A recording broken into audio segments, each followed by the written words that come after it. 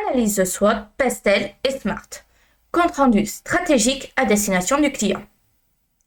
Lors d'un salon professionnel, le client a entendu parler d'analyse marketing telles que SWOT, PESTEL et la méthode SMART. Ces outils sont aujourd'hui largement utilisés dans la création et le développement de projets innovants. Ce n'est pas simplement des outils dans l'air du temps, ce sont de véritables instruments d'aide à la décision. Ils permettent de diagnostiquer la position actuelle du projet, d'anticiper son environnement, de structurer ses objectifs et surtout de sécuriser les décisions stratégiques. Dans le cas de Restolink, ces outils permettent de passer d'une idée innovante à une stratégie pilotée, maîtrisée et compétitive.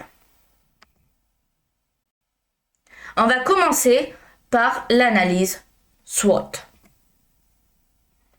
Alors, qu'est-ce qu'une analyse SWOT ? La matrice SWOT est un outil stratégique permettant d'analyser la situation globale d'un projet ou d'une entreprise. SWOT signifie force, faiblesse, opportunité, menace. Alors, bien sûr, c'est en anglais à l'origine. Ça permet de croiser les facteurs internes, force et faiblesse, les facteurs externes, opportunités et menaces. Son intérêt majeur réside dans sa capacité à transformer une analyse descriptive en décision stratégique. Alors, à quoi ça sert ? Ça permet donc d'évaluer la viabilité d'un projet, anticiper les risques, identifier les axes d'amélioration, ajuster le positionnement stratégique, faciliter la prise de décision. On va analyser le projet Restolink avec SWOT. Donc, tout d'abord, on va voir les forces. Donc, Restolink présente une force majeure. Il faut savoir donc que sa spécialisation sectorielle est très avantageuse. Donc, contrairement aux plateformes généralistes, la plateforme cible spécifiquement les restaurateurs et les freelances de la restauration. Cette spécialisation permet de proposer une expérience adaptée aux réalités opérationnelles du terrain, notamment en matière d'urgence, de saisonnalité, de gestion de personnel temporaire. La deuxième force va résider dans son architecture technologique moderne. Le choix d'une stack telle que par exemple React et Django ou autre bien sûr permet d'assurer une performance, l'évolutivité et la sécurité. Cette base technique constitue un avantage concurrentiel à long terme, notamment en cas de montée en charge. Enfin, l'intégration d'un système de gestion de missions et de facturation automatisée permet de créer de la valeur ajoutée. Au-delà de la simple mise en relation, cela positionne la plateforme comme un outil professionnel complet.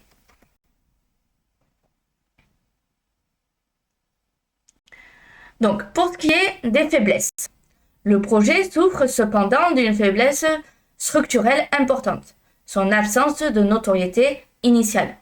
Dans un marché dominant et dominé par des acteurs qui sont établis, la crédibilité est un facteur déterminant. De plus, le modèle de plateforme nécessite un équilibre entre l'offre et la demande. Sans masse critique suffisante, l'expérience utilisateur peut se dégrader. Le risque de démarrage lent est réel. Enfin, la complexité réglementaire liée au travail indépendant et à la gestion des paiements peut représenter un frein si elle n'est pas parfaitement maîtrisée. Pour ce qui est des opportunités, donc les facteurs externes positifs, le marché présente une opportunité majeure liée à la pénurie de main-d'œuvre dans la restauration. Les établissements recherchent des solutions flexibles et rapides. Par ailleurs, la montée du freelancing constitue une transformation structurelle du marché de travail. Les nouvelles générations privilégient l'autonomie, la flexibilité et le travail par mission. Enfin, la digitalisation accélérée du secteur crée un contexte favorable à l'adoption d'une plateforme spécialisée. Pour les menaces, donc la menace principal réside dans la concurrence, notamment des plateformes généralistes disposant de ressources financières importantes. Le cadre réglementaire évolutif représente également un risque. Toute modification du statut des indépendants ou des obligations fiscales pourrait impacter le modèle économique. Enfin, le risque de désintermédiation est réel. Une fois la mise en relation effectuée, les utilisateurs pourraient contourner la plateforme. Donc ça pourrait être vraiment un frein. Alors, voici un tableau SWOT synthétique avec une vue d'ensemble des forces, faiblesses, opportunités et menaces identifiées pour Restolink. Donc, en force, donc positif, on a la spécialisation en restauration, l'architecture moderne, la facturation intégrée, l'UX mobile first. En négatif, donc faiblesse, le manque de notoriété, dépendance à la masse critique, complexité réglementaire. En externe positif, croissance du freelancing, pénurie de main-d'œuvre, digitalisation du secteur. Et en menace, la concurrence forte, l'évolution réglementaire et donc des intermédiations. Maintenant, on va voir la matrice stratégique croisée. Donc, l'intérêt stratégique majeur de la SWOT réside dans son exploitation croisée. Donc, stratégie SO, force, opportunité. Donc, utiliser la spécialisation sectorielle pour capter la croissance du freelancing dans la restauration. Positionner Restolink comme la plateforme experte et sécurisée du secteur. Stratégie WO, faiblesse plus opportunité. Compresser la phase de lancement en exploitant la digitalisation du secteur pour acquérir rapidement une base utilisateur. Mettre en place une stratégie marketing ciblée afin de compenser le manque de notoriété. Stratégie ST, force plus menace. Utiliser la qualité technique et la spécialisation métier pour se différencier des plateformes généralistes. Mettre en place des mécanismes anti-désintermédiation, contrats sécurisés, avantages fidélité. Stratégie WT, faiblesse plus menace. Limiter les risques réglementaires par un accompagnement juridique solide. Déployer progressivement des fonctionnalités afin de sécuriser la montée en charge. Alors maintenant, on va voir l'analyse Pestel. Alors, qu'est-ce qu'une analyse Pestel? L'analyse Pestel, c'est un outil d'analyse macro-environnementale. Ça étudie l'environnement global du projet à travers 6 dimensions: politique, économique, sociale, technologique, environnementale, légale. Ça permet de comprendre le contexte global dans lequel évolue la plateforme. Alors, l'analyse Pestel est appliquée à Restolink. Donc, au niveau politique. Donc, politique nationale en faveur de l'entrepreneuriat, soutien aux indépendants, réglementation du travail indépendant, fiscalité des plateformes numériques. Les politiques publiques en faveur de l'entrepreneuriat et du numérique sont favorables au projet. Toutefois, toute réforme concernant le statut indépendant pourrait modifier quelque peu l'équilibre du modèle. Donc, toute évolution politique peut aussi impacter le modèle économique. C'est à retenir. Au niveau de l'économie, donc ce qu'il faut retenir comme point important, c'est l'inflation impacte les coûts de la restauration et donc des restaurateurs, baisse ou hausse du pouvoir d'achat, cycle économique influent l'emploi, pression sur les marges des entreprises. Dans un contexte d'inflation, les entreprises recherchent la flexibilité. Ça peut favoriser le recours au freelance. Cependant, une récession prolongée peut réduire le volume d'activité. En période de crise, les entreprises recherchent davantage de flexibilité, ce qui peut être favorable. Au niveau donc du social, on a la montée donc du freelancing, on a la recherche d'autonomie professionnelle, l'évolution des attentes des jeunes générations et la digitalisation des usagers et des usages. La transformation des modes de travail joue en faveur du projet. Le freelancing est maintenant perçu comme un choix de carrière légitime et attractif. Les comportements sociaux soutiennent le développement du projet. Au niveau technologique, le développement des technologies modernes, sécurité des paiements en ligne, intelligence artificielle, matching automatique, cloud computing. L'évolution des technologies web permet d'intégrer des fonctionnalités avancées.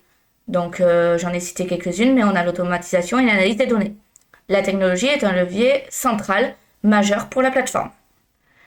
Au niveau environnemental, sensibilité croissante à l'impact écologique, atteinte d'hébergement éco-responsable.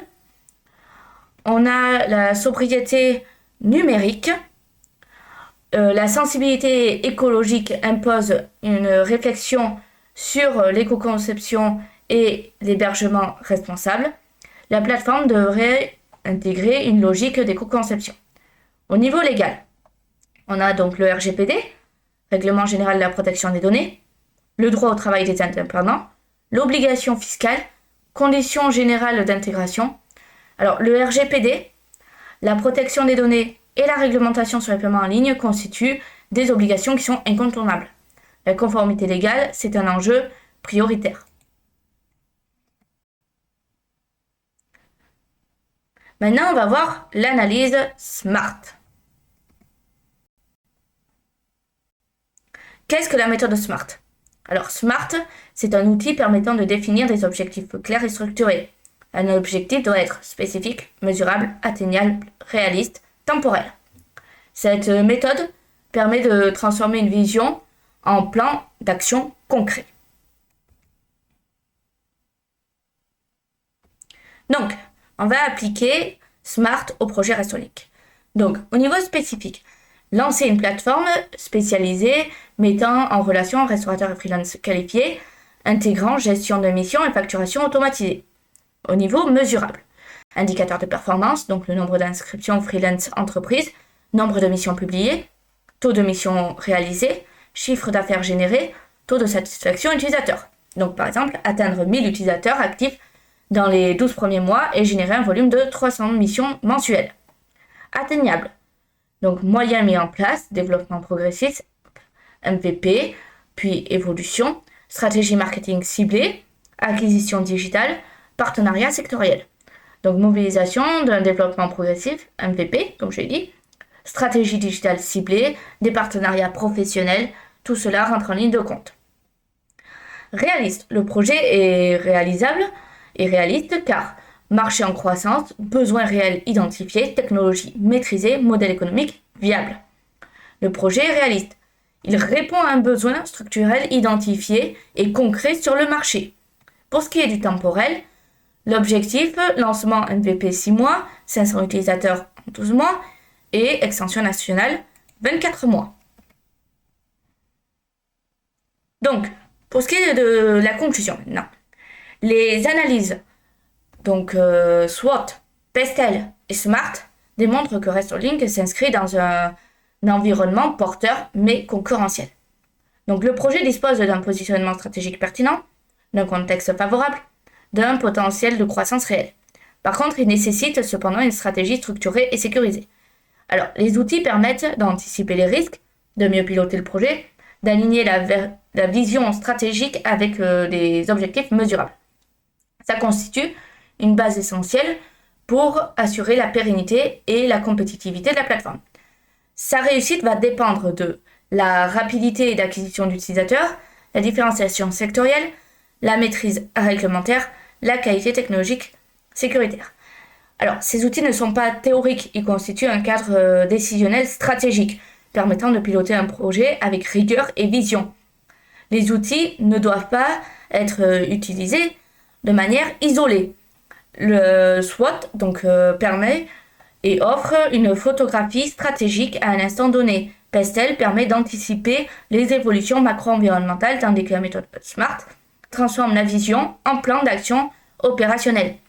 C'est complémentaire et ça permet une approche stratégique cohérente.